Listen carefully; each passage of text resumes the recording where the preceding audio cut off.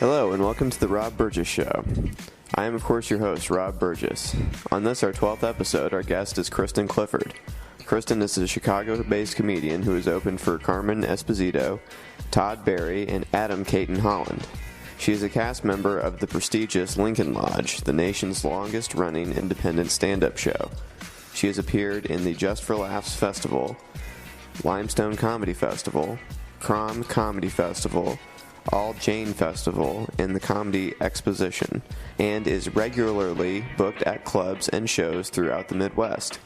You may have seen her mentioned in publications like the Chicago Reader, Chicago Now, and many more. You can find her website at www.kristinclifford.com. That's Kristinclifford.com.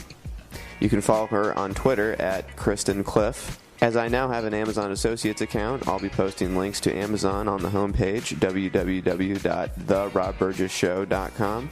If you click the links and then purchase that item, I understand I get a small bit back in return. Thanks for the support.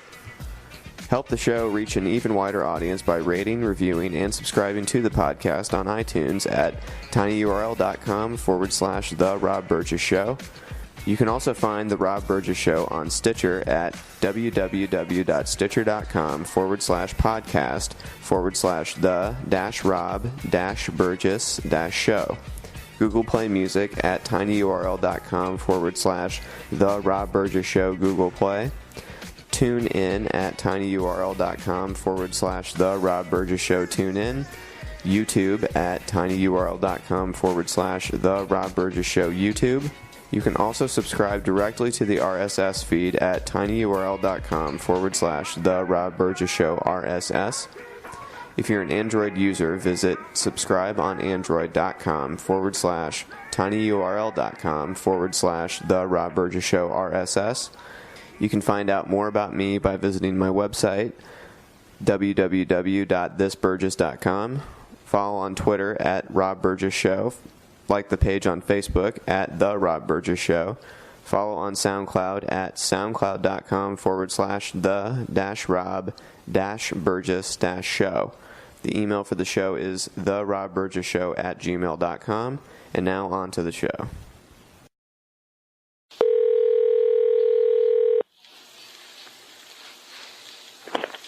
Hello? Hey, Kristin, it's Rob. Hi. Hey, how's it going?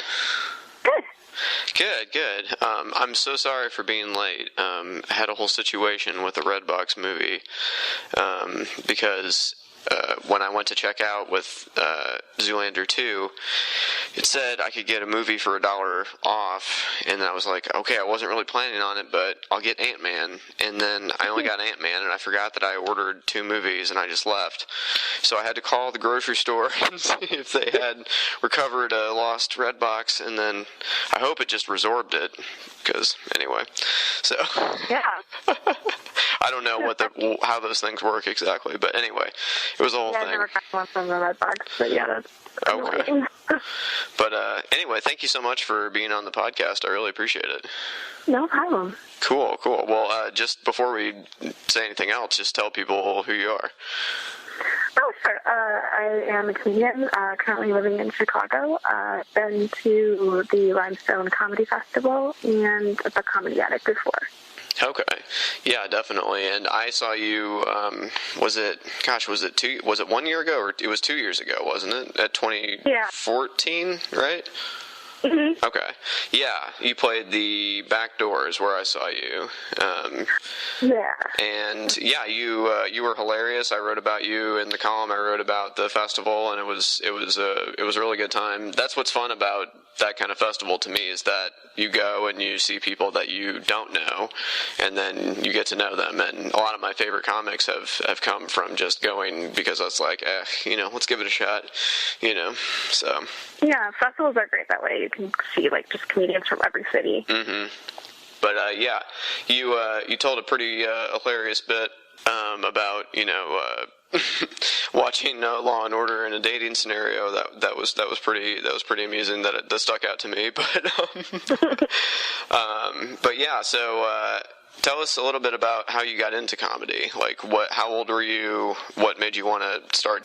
Sure. That's like, I'll figure out how far to go back. I moved to Chicago after college, and I just was like living here, working, and not really doing much else. And then I was kind of like, well, I live in Chicago. I've always been like funny-ish, but also very quiet. I think maybe I should take some improv classes. I'm right here in the city, my second city. So I was kind of like, this is like the only time I'll really be able to do this probably. So started taking improv classes at Second City, made a lot of friends, and I did improv for like a little over 5 years probably. So I did Second City's like beginning program, and then I did then I did Second City Conservatory, which is like you audition to get in, and then I did IO, and by the time IO was done, I was feeling kind of like I still wanted to do something comedy related, but and like here and there I was in shows and stuff like that, so it was just all classes. But I was kind of like, I feel like still doing something comedy related. I'm kind of burnt out on improv though. Don't really think it's for me. And I was kind of at loose ends as far as like how I was going to keep going and doing comedy stuff, but not really do improv. And so then my friend was like, oh, Cameron Esposito is teaching a class for all women to do comedy. And I was like, oh, okay. And I kind of knew Cameron because she was actually in Second City Conservatory at the same time I was, and had like subbed into our class a couple times because she missed her class. So I knew who she was. And she's hilarious. I've seen a lot of her stand-up. She's so funny. Yeah, she's great. And so I knew that she was doing really well in like the Chicago stand-up scene. And like my friend knew her because they had been in Boston at the same time, because Cameron used to do improv in Boston, I believe.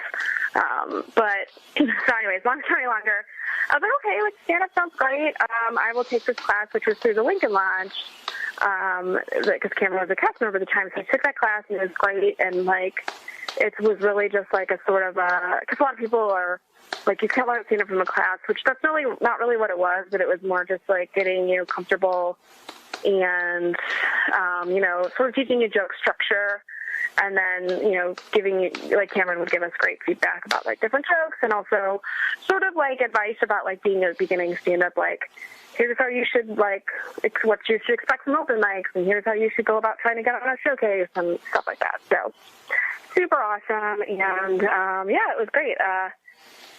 Cameron was super supportive and has always given me a lot of support. And it was actually like really nice. I got to open for her last winter when she was here in Chicago. So it was kind of like a full circle thing. We became friends and everything. So it was awesome. That's awesome. Well, my roommate from freshman year at Indiana University, Patrick, does comedy sports in Indianapolis. So I've been to see him, and it's really a different thing than stand-up. Like, how would you compare improv to stand-up as far as, performance?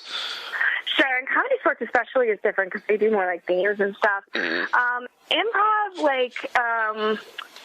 I try to think. Improv is more about like building a realistic scene and also working with a group.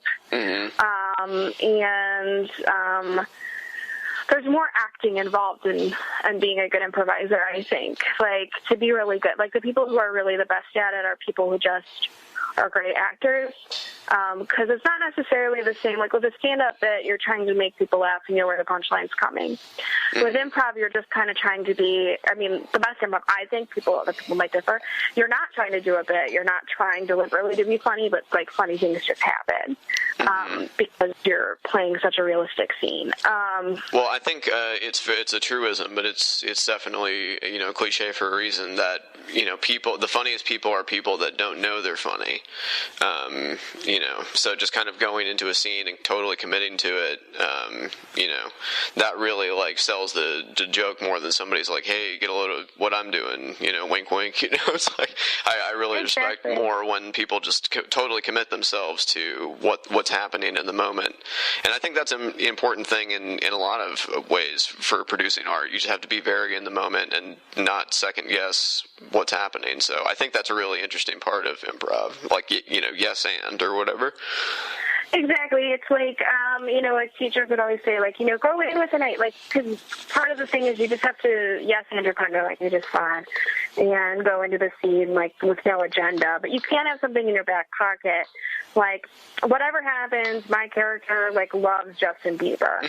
So then no matter what comes up, you just find a way to work it around to that. And that can be something, like, that's a game that you play, or you might never use it, but you could just, like, have that in the back of your mind, like, my character is obsessed with meat, and then, like, whatever comes up, like, that can be, like, a tiny thing, but yeah, like, you just have to play the scene, like, realistically, and, not try to go over the top, because the subtle things are what really make people laugh. I mean, and I'm not very good at improv. I'm like, okay, but that was one of the reasons why I left, because, like, you just see people who are so good at it, and you're like, that person's amazing at it. It's not even a matter of, like, well, I just need to work harder, because it's like, no, I should find something that I'm good at and do that instead. Yeah, for sure. But I would think it would make you a better stand-up to have done improv, I think. I mean, wouldn't it? Definitely. Yeah, I definitely think it helps. Like, sometimes I get, like, a little bit bummed that I came to stand up pretty late. I was 28 when I started doing it. And I'm always like, oh, maybe I started younger, like, because you see, like, younger people and they're just, farther ahead, or, it also, entertainment is a youth-oriented business. So it can be kind of hard. But then I'm like, I think I would have started, if I had started when I was, like, 21, I wouldn't have been good. And then I probably would have quit. Like, because I wasn't, you just, as you get older, you just start having more confidence in yourself.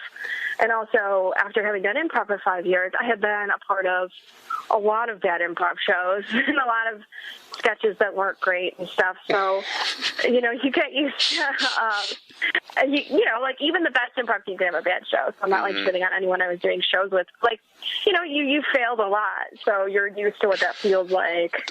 And you know that it's not the end of the world. So. Oh, yeah, for sure. Still, that moment of, like, it's just, like, you're dying and there's no coming back from the dying that's happening. It's like, that's a moment that I don't, because I've been in school plays and stuff, and, I've been on stage in various capacities in my young life, and I know, and I know what that feels like, and that wasn't a feeling that I relished, but I guess it is true that, like, once you go through that, it's like, well, I'm still here, I experienced that, and we all experienced that, and it's not that big of a deal that it happened, Yeah, it's definitely not fun, but it's like, especially, like, let's say, like, you're a stand-up and you're doing some jokes that you've done a lot, and that they usually get laughs. Like, okay, so I featured, there's this club in Chicago called Jokes and Notes. It's an awesome comedy club. It's run by a woman. The audience is super fun. So to work your way to featuring there, you go to the open mic, and then you do a guest spot, and then you finally get the feature. And I was really excited. It was my first club booking in Chicago, and I, like, bombed so hard. Like silence, just pitying silence. And they just did not like me, and it was also one of those things, because, like, sometimes you're on a show where, like, no one does well, and you're like, well, the audience was just a little uptight, or maybe, like, not into it, but sometimes it's just you.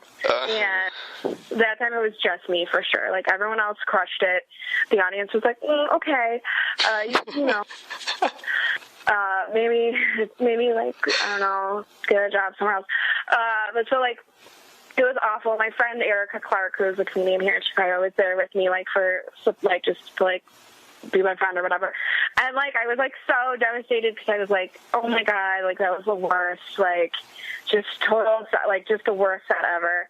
And she was like, yeah, it was bad. I mean, like, she was sugarcoating it. And then, like, the next day, I was like, well, I have to go back and do 2 more shows, because that was on the Friday. So it sucked. And she came with me again since the week. So I was like, I really don't know what to do. I listened to, like, a Chris Rock, like, Mark Maron episode.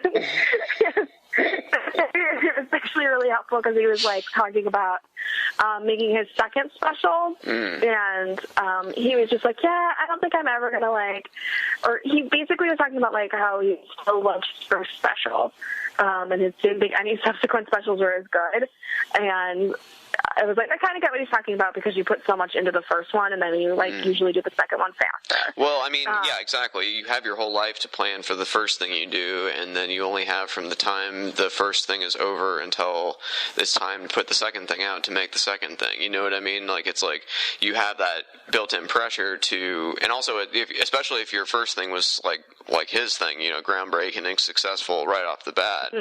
I mean, that's hard to live up to in the second time. I mean, if not impossible for a lot of people. And I forget exactly how many years he had been, but I've been doing comedy for 3 years. And he's like, I mean, at this point in time, like 5 years in, you don't know anything. And it made me feel a lot better. I was like, okay, if Chris Rock is like, I was saying that, yeah, so it was, but yeah, like, anyways, long story longer, founding's not fun.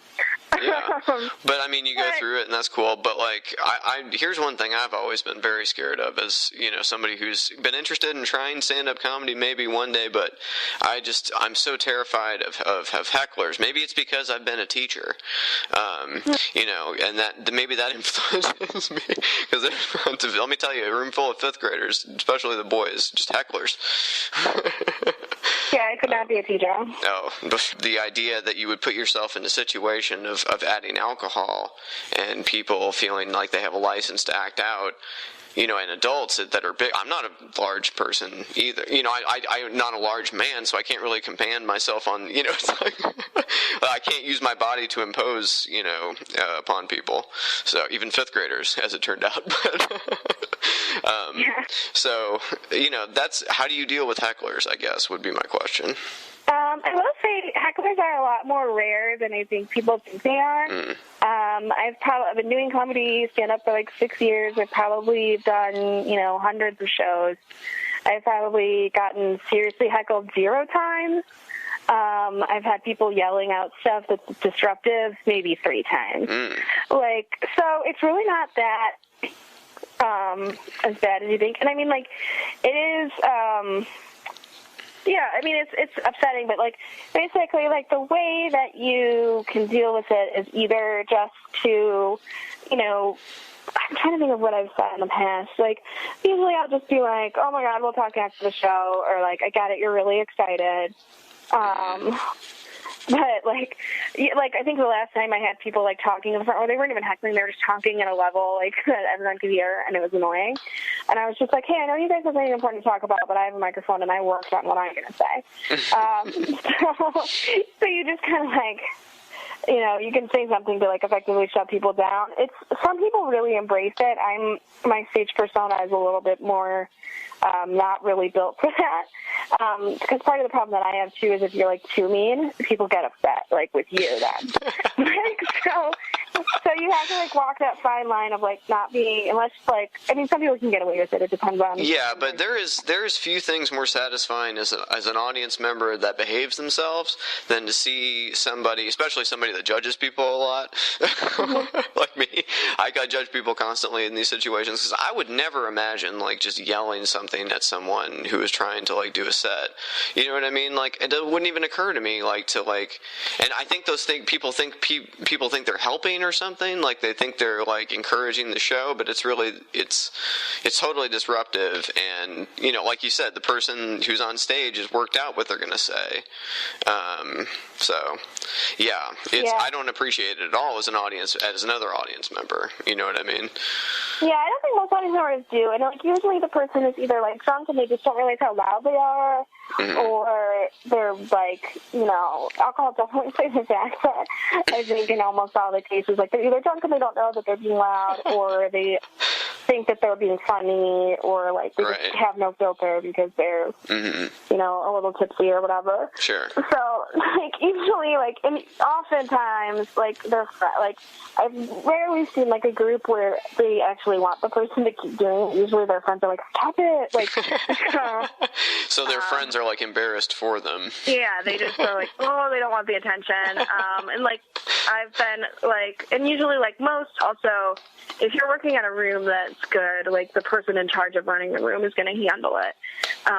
They'll have someone from the staff. Like, I've seen hecklers get escorted out of clubs and stuff, and things like that. So, like, usually they should, like, if you know that the room that you're working in is good, then you are less worried about it, because you know that if it continues, someone from, like, the management or the booker or somebody is going to tell that person to stop. So. Yeah.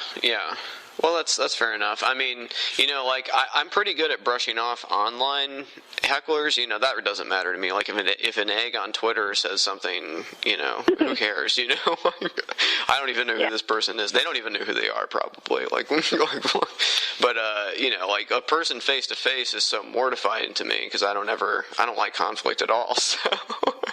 Even do I. I mean, yeah, it is upsetting. Like, I mean, there's a reason I'm a writer, because I get to be alone and things. No one can, like, throw things at me while I'm doing it. Like, when you're a stand-up, you have to do it right in front of people.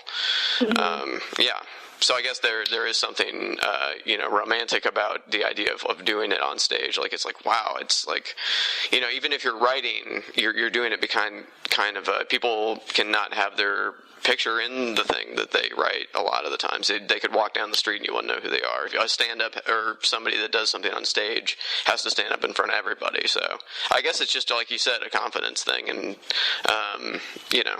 I'm sure you're more confident now on stage than you would have been in your younger life, I'm sure. I know I would have been less, so. Yeah, I definitely think so. Like, I think stuff like that incident at Jokes and Notes, like, if I was, like, 21, I would have been like, well, we're never coming back. So, like, yeah. Sure. Well, I think part of it is just growing up and experiencing rejection, especially in the tender age from freshman in college through, like, when to question mark. But like when you're still forming yourself, things definitely hurt more then, and you take things more personally. And I guess as you get older, maybe you just realize things are more about the people that are saying them than you. So. And I mean, like, when you're a teenager, your brain is so forming, and, like, everything is so dramatic. Absolutely. I couldn't imagine I really couldn't imagine doing that at, like, 19. Like, I didn't even know who I was at 19 for the most part. Like, Yeah, we have someone on LinkedIn Lodge right now who's just turned 22, but he started doing stand-up when he was, like, in high school. Really? And he's very funny, and, like, I can't imagine, his name is Kevin Loskovich. I can't imagine, like, having a lot of, like, young men start at that age, and, like, I just can't imagine being that, like, self-possessed, but, I mean, everybody's different. So. Interesting. Yeah. Do you think, like, technology, like, I don't know about you, but, like, I feel like I am lucky to have been in the last generation that was a child before the internet. Like, it'll never happen again. Like, my son is a year and a half old. He's always going to know smartphones and everything, Yeah. I didn't, there was a long time in my life, sure, I had MS-DOS and later Windows 95 and then Windows 97 and so on, but, like there was a time when that was not an option, and, do you think that it seemed like more of a reach that you would be a stand-up comic when I was a kid, and now it seems like a viable, maybe, career option, or is that just from everyone having a platform now, maybe? I mean, like, I also, like, I'm grateful that the internet was not around, especially, like, we didn't have Facebook or anything in college. It was so grateful. But, thank God, right? I can't imagine what kids go through today in high school and college with the Facebook, and I don't even know. Like, I would have been the craziest person in the world if I had that during that time. I didn't need that. I was already off my rails enough, you know what I mean? Like, I didn't even know what was happening to me. Like, I don't need this other thing, and, like, online harassment, and I don't know how kids are even able to do it today, honestly.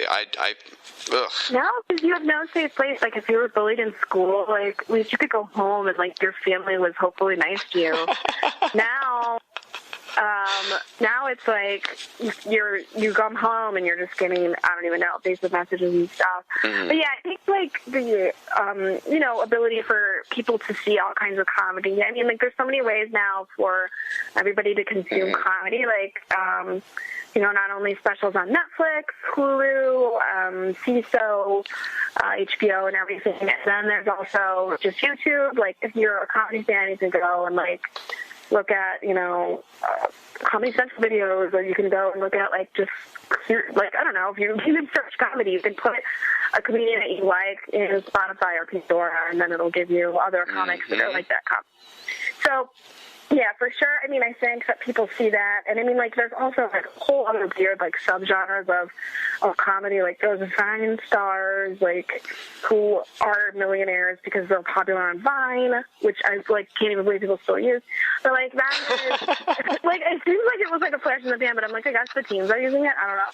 But so like, okay, do you understand Snapchat though? I just started figuring out how to use Snapchat. Okay, hold on. Please explain to me how Snapchat works. I don't understand it. I don't really understand it either, but I only because I just wanted to take a picture where I could make like my eyes look bigger, and I figured out how to do that, but I have not figured out how to do anything else on it. Like, I don't understand it at all. Like, I sent like my roommate a snap, and she said she didn't get it, so I'm pretty probably like, yeah. I need like a tutorial on it. Like, I'm so worried that I'm old now because I don't get it. Like, I understood Facebook, I understood Twitter, I understood all these things, but I don't get it. Maybe it's because I don't know. There's no record. That freaks me out. Like, it freaks me out that I would put time into something, and maybe it's because I'm somebody that's trying to put things out into the world, and I think about this more, but, like, it disturbs me that I would spend time making something, and it wouldn't be permanent in some way. You know what I mean? You can't save the stuff that you make on there. Like, I thought it disappeared after, like, 24 hours. I mean, maybe you can personally save it, right? Yeah, you can personally save it. Well, that's good. Okay. Yeah, like if you wanted to make a video, but yeah, like I was like everyone I've talked to though, that seems to be the one that everyone has a hard time with, even like people who are younger than me. And so I think it's just like not that intuitive of an app. Like, everyone I've talked to has been like, it took me a while to like figure out like how to do this one thing because it's like not, because like most apps are like pretty self-explanatory. Sure. Like even if they change, you're kind of like, oh, okay. Like, yeah, press this again, and that does that. Like, but I don't know. It's weird, like, because, like, somebody was like, watch my Snapchat story, and I'm like, you said words that I can't do, but figure this out. And then I went on there, and I was like, how do you even do that? And my friend was like, you have to go to this, and then you press this. And I'm like, that doesn't make any sense. Like, why can't I just click on their profile and then see what they posted, but I have to do, like, a second extra. It didn't make any sense to me. I was like, this is dumb. Oh my God. Yeah. I can't even imagine. Like I said, my son is a year and a half old. I cannot even imagine what he is going to be speaking with his friends and acquaintances and family members with in the year 2000, but like, like when he's my age, like what is he going to, like, I keep thinking holograms are going to be involved somehow, but I'm not sure exactly. I know. Well, they have holograms now, like hologram Tupac. I know, that was actually the first column I wrote for the current job I have was about hologram Tupac, yeah. And did you know that there was a hologram Whitney recently? Oh, really? I know. On The Voice or the American Idol, or yeah, actually American Idol's over, so it wouldn't have been that. But I think it was maybe The Voice, but then they didn't air it because people were like disgusted and like rightly so. But yeah, I'm scared of I'm scared of holograms, and anything that looks human but isn't human. Do you here's the thing, like, because my wife loves horror movies, so we've and she says the scariest horror movies are about shapeshifters because you can't trust them, right? No, you can't. Mm-hmm. It could be anyone, and like wax museums and like statues and like holograms. Because I'm like, oh, I don't want anything making eye contact with me that's like not real. That's creepy. Like, Like, when they brought Tupac, hologram Tupac, and I saw the video, I was terrified. I would not want to make eye contact with this hologram. What does it know? Yeah, just what does it know about us? Yeah, like, what's going to happen? I don't know why. Well, it's scary because it's like when you're an artist, you think, okay, I'm going to put this out in the universe, and no matter what happens to my body, if I die, my work will be out there, and I will live on forever. But then it's like, who controls the hologram version? And people see that, and they think it's real. And, you know, up until 100 years ago, if a tiger was coming at you, a tiger was actually coming at you. But if you see it on a screen, you know, when they one of the first movies that was made was the train coming towards the camera. It was like a French film, like it was like 4 minutes long, and people like dove out of the way of the screen because they thought the train was coming towards them. So because they'd never seen a movie before, so they didn't realize it wasn't real. So like we're still in that mindset evolutionarily. So if someone sees a hologram of something, it's as real as it happening, because for the however many thousand years we've been a species, it was real, you know, so we just perceive that as real. Yeah. So I don't know. That's worrying to me. But I'm quickly finding out. I'm only 33, but you know, I'm quickly finding out it's a real slippery slope into the old man with the ball, and it's like next time I'm keeping it. You know, keep off my lawn or whatever. You know. Yeah. So just mowed it. Oh. I'm gonna be such a good that guy. You know, I've been training for that my whole life. Really. My friend has said that I'm one of the Muppets that's in the balcony, like the old Muppet. You know, like that's what I've been building towards basically all my life. But yeah. So I wrote down some questions. Let me see what I wrote down. Yeah, we answered most of them. What's the comedy scene like in Chicago? Like, how would you describe it? I've never seen comedy in Chicago. Oh, really? Yeah, we have a great comedy scene. You know, it's big, and you can get a lot of stage time. There's a lot of open mics to go up at, and then we have a lot of really good showcases as well. Mm-hmm. I would say that the bar for success in Chicago is pretty high. Mm-hmm. So, like, if you're doing well in Chicago, you're going to be pretty well prepared to, you know, move to another city if you wanted to go to New York or LA, which is what a lot of people end up doing because we just simply don't have industry here right now. But yeah, like it's great. Like there's so many great people that have come out of here. Like obviously Cameron is one of them. Her wife Rhea is also amazing. And then, you know, before them, you know, we had Kyle Kinane and Camille Nanjiani and T.D. Miller and Pete Holmes were all started here. Yeah, I mean, like we do have like a really strong comedy scene with a lot of really good shows, and like there's the Laugh Factory, which pretty much almost exclusively puts on like all local comedians, which is great because it's rare for a club to showcase almost all local comics for like, you know, and there's nothing wrong with however the clubs want to operate. They should, but like it's great to have a club like that where it's like just Chicago's best comedians all the time.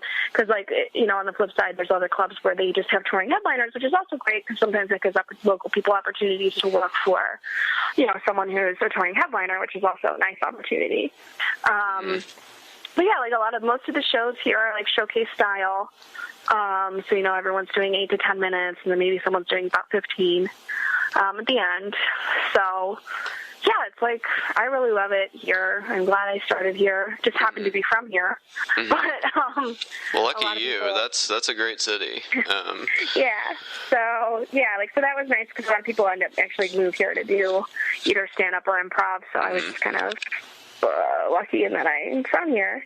Mm-hmm. But yeah, like our scene is really good. I recommend to anyone to come and see some local comedy here for sure.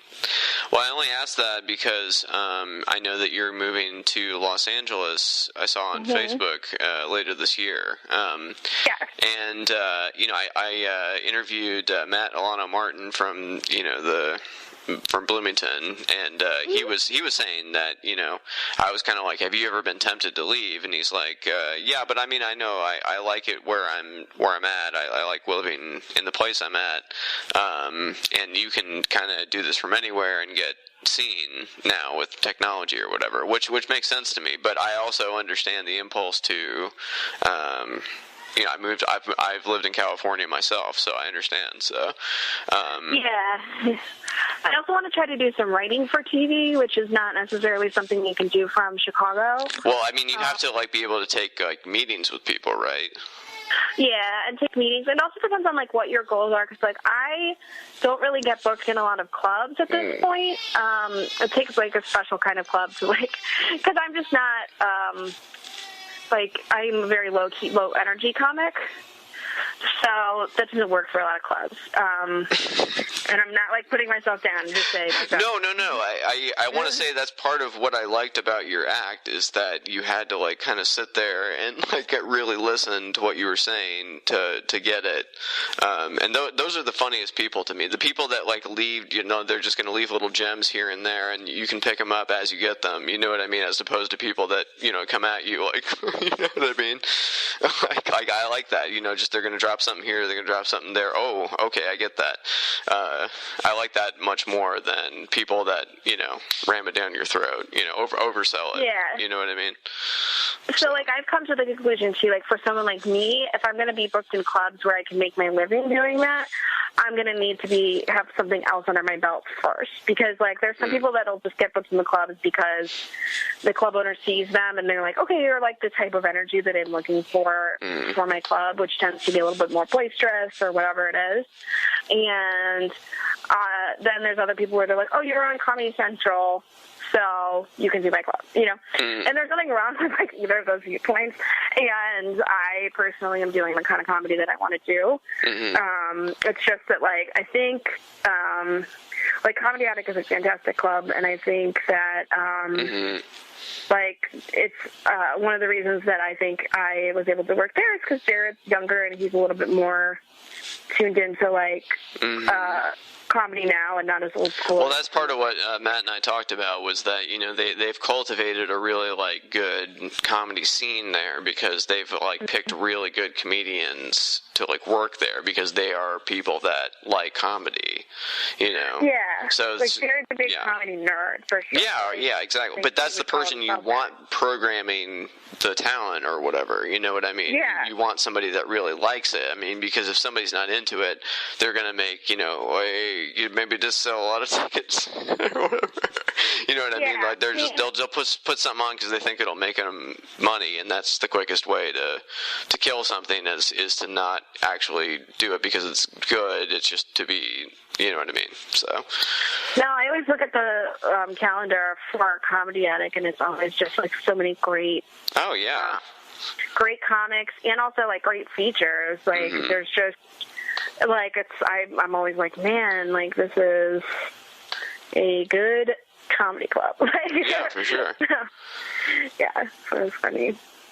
So another question I thought of, you know, I've obviously followed you on Twitter for a long time, and how is it to be a woman in comedy? Because here's something I've found interesting, you know, and this is something the Oscars So White thing kind of revealed, you know, that you know, entertainment, Hollywood, you know, all that kind of stuff is supposed to be so liberal and so you know, progressive, but it really is a patriarchal, very boys club situation, and I think anybody who like follows it knows that.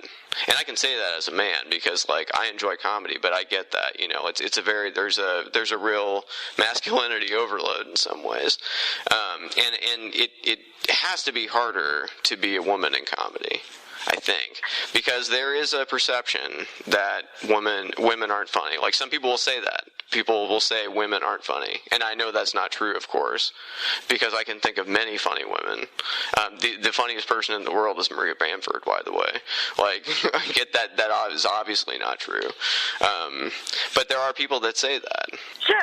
So, like, in Chicago, we have a great scene, and I would say, like, it's very supportive of women in general, and, like, a lot of my comedy friends are men, and that's been awesome. It's a nice, I feel like, in general, too, I think just because we spend so much time as comedians, like, thinking about the world and reflecting on things and trying to make things funny, that, in general, most comedians are really more, like, socially conscious than other people. I don't know if that's accurate everywhere, but here, for sure, I feel like I've met more, like, men who are truly, like, into feminism or supporting women in the comedy scene than outside of it. And, of course, there are just little, it's not even, like, I wouldn't say there's, like, a ton of, like, deliberate, like, sexism, but there's just a lot of old school people who are gatekeepers to comedy. It's not necessarily, like, comedians themselves who are, like, there's not, like, a group of male comedians right now being like, well, let's make sure that none of these women are getting booked. Like, that's not happening. But there are club owners who still hold on to these notions that are like, well, if we have one woman on the lineup, we can't possibly have two. That would be crazy. And, like, or just, like, well, you know, we have a woman night once a month, and that's pretty great, and we're very, like, you know, like, if you look at calendars for certain clubs, you'll see that they're all men for 3 months. And that's just crazy. Like, there's women who are great, who are draws, who would bring in people. And I don't, like, so yeah, and in some respects it's harder. I've certainly dealt with, you know, people saying things like that to me, like, when I leave Chicago, for sure. But yeah, I mean, like, it's one of those, it's like a fine line, because in a way, comedy's hard for everybody. It's hard to get noticed if you're a man, if you're a woman. You just have to be good to make it. And that's pretty much the hardest thing that is universal across everyone. I've been at open mics sometimes and not even realized I was the only woman there until, like, 2 hours in, because I'm like, oh, shit, okay, I guess, yeah, all the people that I know that are senior are men. Okay, sure. So, like, you don't even notice. And so, like, that's the thing, like, I always want to, like, because I get upset when I see women othering themselves in comedy. What do you mean by that, for people that don't know what that term means? Sure. So if you're like, oh, women only open mics all the time, women only shows all the time, let's start a thing where it's exclusively for women. You know, I think we should all have our spaces that we feel safe, but I also am like, that is just, you are othering yourself. And it's not helpful. Yeah, I like that. I like what you're saying, but no, yeah, I mean, I'm not saying, like, those things shouldn't exist. Yeah. I am saying I get upset when they exist because people are afraid. Yeah. I think you should make, like, whatever show you want, and if you have this great idea for a show that you're like, just is going to work better if it's all women, totally go for it. But if you're like, well, like, you know, I've seen, like, you know, people be like, oh, well, this open mic is full of bros and all this stuff. And it's, well, did you talk to anyone there? Because there's a ton of nice dudes. And also, like, they're all, like, a lot of them are nerds. They would love to talk to a woman. Like, like, you know, like, oh, a girl is here. Like, they're, like, that, you know, it would be like if you went to, if you were the only guy in a room full of women, like, I'm sure, you know, people would be like, hello, like, what's going on? So it's like, people get, like, these ideas in their heads that are just not true, and I'm like, you're missing out on, first of all, like, just becoming better. Second of all, you have to show up if you want to change the way that the scene works. If you think there's not enough women in the scene, you secluding yourself at an all-female open mic is not helping. You're continuing to make it appear like there's no women in the scene, right? Because you're doing that. So you have to take responsibility of your own, visibility. Not to rhyme, but yeah. I mean, it's just like with anything that we want to change, you have to have good people showing up in order to change it. It's like, whether we're protesting something or whether we're just trying to make comedy like more 50-50, you just have to get out of your house, go there. Yeah, for sure. Definitely. We always talk about music. What kind of music have you been listening to lately? Oh man, okay. I am not a big music aficionado, but I will say I just bought, I haven't listened to the full thing yet because I just bought it, but I bought Drake's new album because I really like Drake. Is this Views, or I guess it's just Views now, right? It's not Views from the 6 anymore, right? I think it's just Views. I don't remember. I think this is also, I'm really bad at, remembering who sings what song, or, the album the song is coming. I'm just sure, this song. I've been getting really into Bird Cloud. I was in Denver recently, which I think is where they're from, and my friend was playing me a bunch of their songs. I love this. Did you say Bird Cloud? Bird Cloud, yeah. Bird Cloud, okay. Yeah. And then there's this rapper that I love named Big Dipper. He's from Chicago originally. He's a gay bear rapper. He's so cute. Songs are really fun. And then that's got to be a really small part of the record store. It might be. I don't know, but I love him. That's awesome. Yeah, and then I honestly just listen a lot to top 40 stuff. That's kind of what, or playlists on Spotify. The Spotify Guilty Pleasures playlist is Savage Garden and other songs from the 90s. Oh wow. I'm pretty not. I don't know. I sometimes occasionally discover stuff, but I'm definitely not very knowledgeable about it. Well, yeah, if you want to talk about the 90s, you're in the right place because, my first album I ever bought with my own money on tape was New Kids on the Block. Second album was Weezer, the Blue album. I think Stone Temple Pilots maybe have been third. I'm not entirely sure. There was a BMG music scam that I would run where I would sign myself up for multiple accounts. Maybe I'll have to edit this part out. Yeah, I think that closed. Maybe the statute of limitations has passed. I'm sure they were at this point. They were probably happy to get the record sales when they could, but it was 10 songs for a penny. But I remember those Columbia House. Oh yeah, for sure. Yeah, I played that game for a long time, but a lot of Green Day albums were purchased that way. Yeah, I went to the New Kids on the Block a couple years ago when they were. Was this the Slash Backstreet Boys when they were? No, I wish.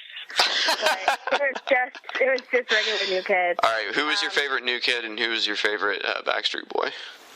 Okay, so my favorite New Kid was definitely Joe McIntyre. Oh, okay. And then my favorite Backstreat Boy, I would have to say probably Nick Carter. Okay, well that's a very popular choice, sure. Yeah. Because I was really young when New Kids were first popular, so Joey Joe was 12. You didn't go for Donnie? No, did Donnie? I didn't go for Donnie. No? I think I liked Joe and then maybe one of the Knight brothers second. Because, probably Jonathan, the one who's gay now. Yeah, sure. Okay. And then Jordan, nobody liked Danny. I don't really know that anyone really liked Donnie, but maybe older girls did. Was he just a scumbag or something? Was he kind of like the guy in was it NSYNC, that guy that with dreads? Who was the guy with the dreads? That's Chris Kirkpatrick. So you didn't even waste a breath. No, I know. I've seen him sing in concert too.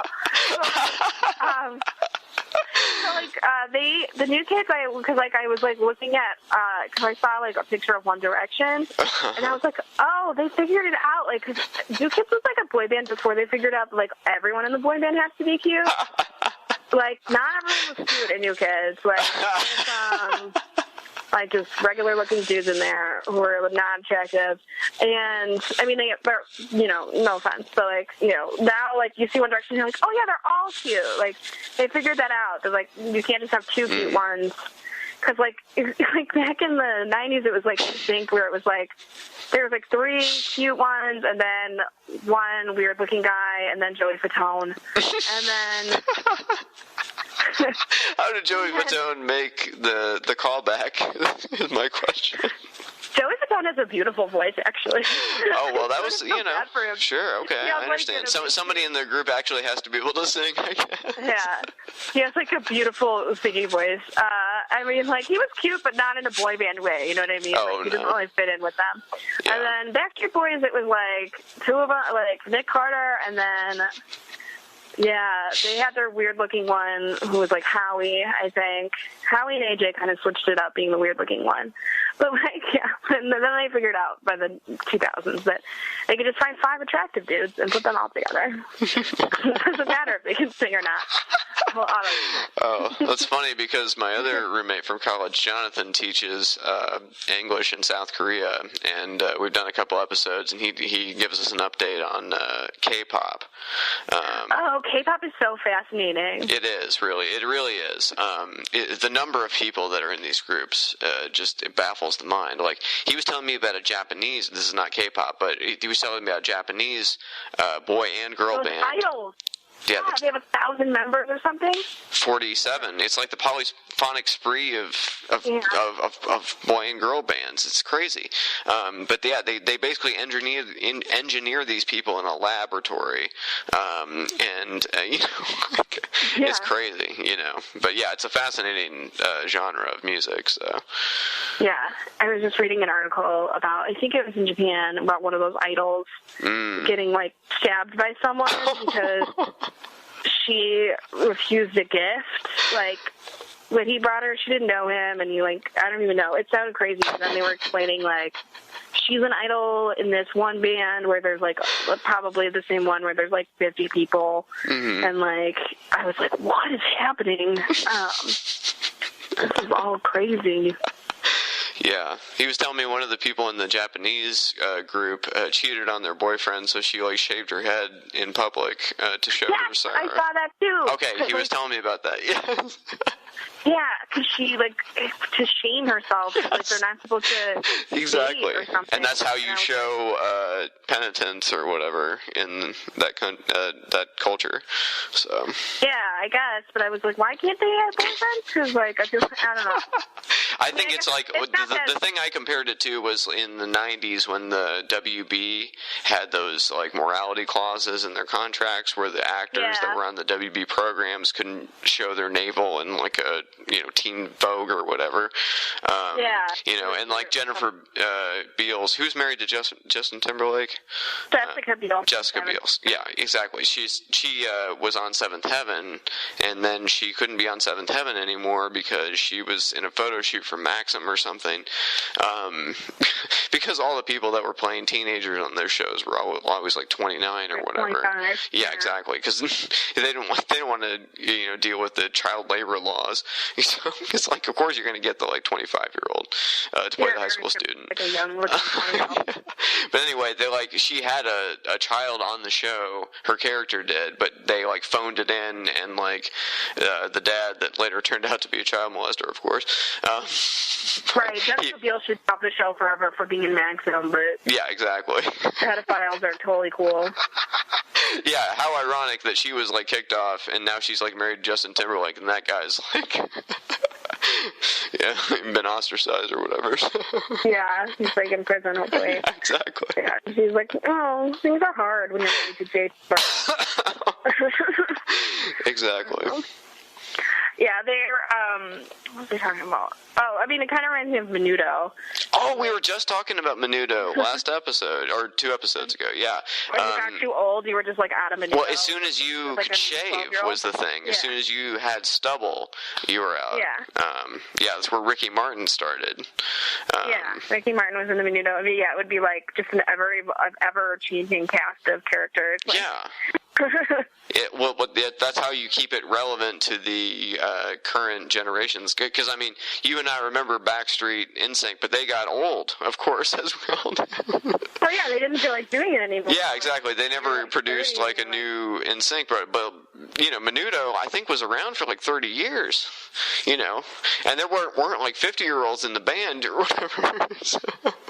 New 12-year-olds. It's not like the OJs when the OJs go on tour. Yeah.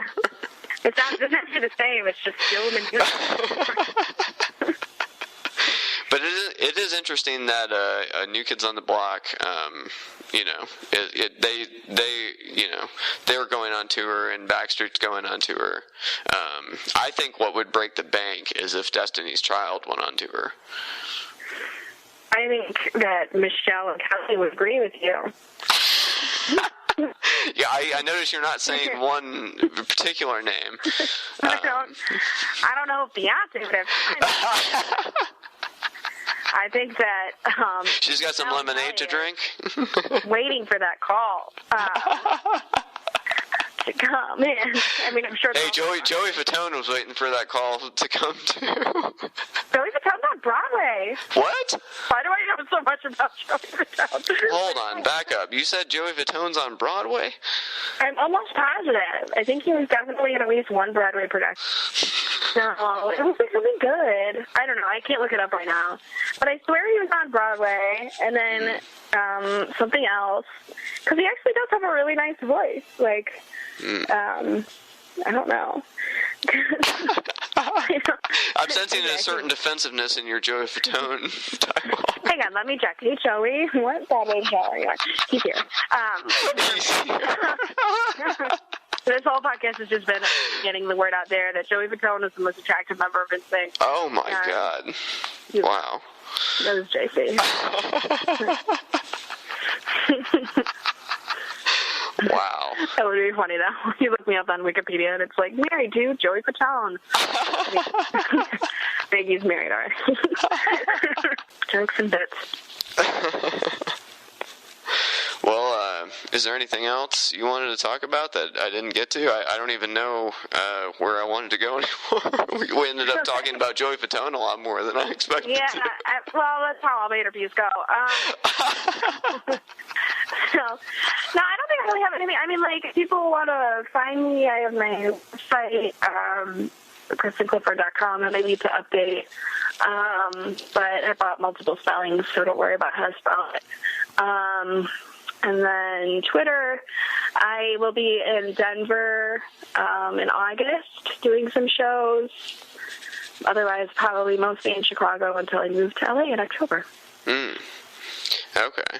Well, I'm really excited to see that you're moving to LA. That's exciting for you. I'm sure you'll do very well. Thank you.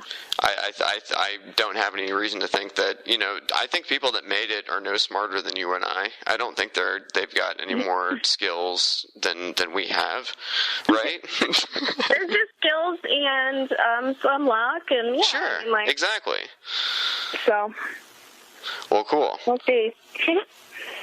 Well, thank you so much for doing this. I appreciate it. No problem. Thank you. Awesome. Well, I'll hopefully talk to you soon. Maybe after you've become rich and famous in LA, you can give us a call back. I'm sure I'll be so rich, so famous. All right. Thank you so much. Sweet. Talk to you soon. Okay. Bye.